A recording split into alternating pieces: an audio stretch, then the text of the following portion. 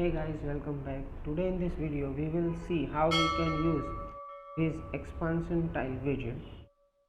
As you can see, when I click to see more widget, I can see options. This is expansion tile widget. So to add expansion tile widget to your file, you have to add expansion tile widget.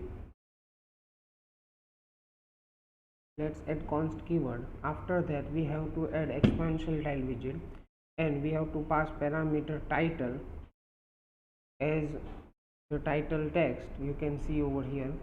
After that we have to pass array of options, or we can say array of children, that will expand when we click on this widget. So in children array I am passing list tiles as children options, right? And after when we run, we can see expansion tile. When we click on to see more option, we can see the expanded options.